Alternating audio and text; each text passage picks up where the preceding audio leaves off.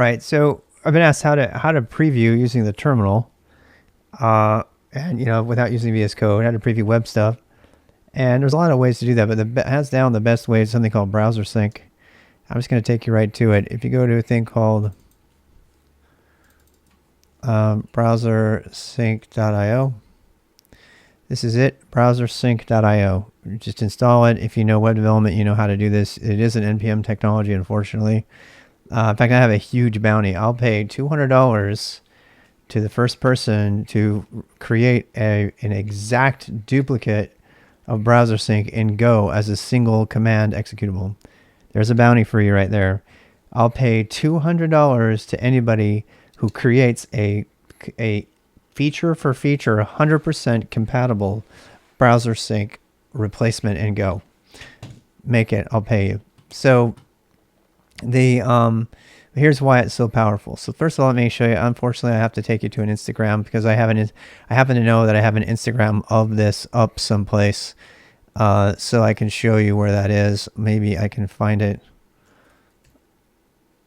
I might have to go back really far. Please forgive a bunch of videos. This is on my Instagram feed. I just happen to remember that this is where it is. This is where I was. This is my wife. I guess this is all part of our video. I guess you can learn all about me and my wife. This is all stuff we used to do. But I swear there's a point. Here it comes. Hey, there's my ass. I swear, where is it? It's in here somewhere. I swear. Oh, wait. Is it on SkillStack? Oh, there it is. There's one of them. No, that's not it. Damn. I told you wrong. I think it's in Skills. I think it's in Twitter. These videos are never prepared, in case you were wondering. I seriously, that was not an excuse to show you my Instagram. I was looking for, this is my old SkillStack Twitter feed. I'm going to go all the way back in it. I should have had this queued up, but I don't operate that way. I just operate on the cuff. A bunch of stuff in my SkillStack, my old school SkillStack Twitter feed. Oh, we're getting close. We're getting close. I know we are. I know we are. There it is. Yeah, I promised you. There it is. So this is me doing some development on a really old website I was working on, but I wanted you to see this back when we were working on Macs actually. And as you can see, it actually simultaneously changes the scroll, and it changes the width and everything. And what's even crazier is it will change the form data. Like if you're entering form data over here, it will show up in all of them. It's really insane. And it uses CSS injection, so it doesn't even force a reload for CSS changes. It only forces a reload for HTML changes. So obviously you want this thing. I mean, you can preview on multiple different platforms at the same time. And I was doing all my web development on a terminal.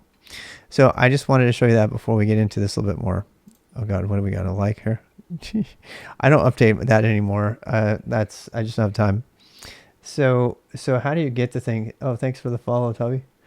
Just do the NPM thing and download it, but let's actually show you what it's like and how to use it. We have 20 minutes. Man, I did that first bit in like 5 minutes. That wasn't too bad at all. So here's how you do it. First of all, let's make a site. So we're going to make a site. I'm going to go into temp, and we're going to make a website really quick on GitHub. I'm going to do GitHub, repo, create, browser sync example. I mean, that's a lot to type, but whatever. I make it public so you guys can all see it. So now I have a repo, browser sync example, and for good measure, let's change it. So git branch move that. Oh wait, it's not gonna be able to do that until I have a thing in there. Anyway, it's also not gonna let me push. Well, okay, so let's make a page here. So you make a page, and it's like whatever. I'm just trying to make the point, and then I have a thing called preview, and I pop that up, and it just opens up a web browser, and it shows whatever. Now it's over here. If I open up a new thing, I can change stuff to it.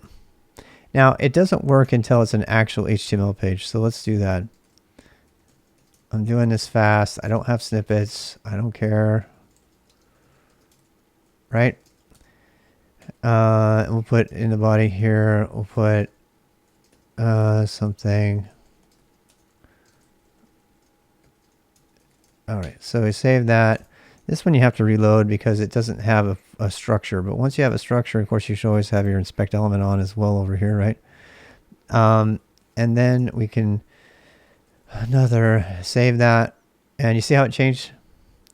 And this works really well if you have a transparent terminal. Your server, you hosted it.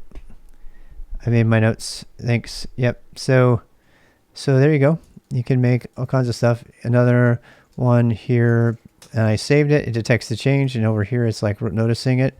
It's giving you your local stuff.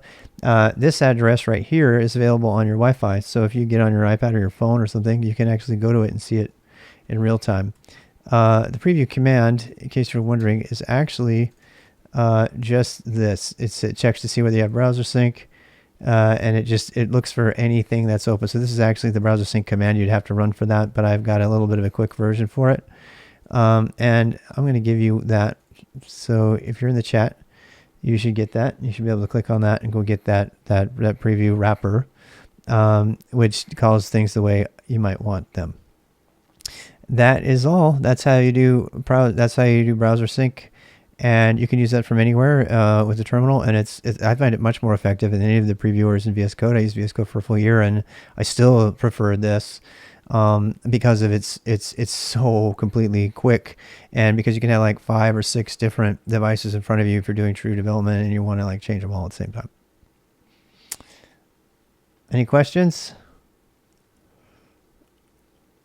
Any questions there? Otherwise, I'm going to go ahead and remove this.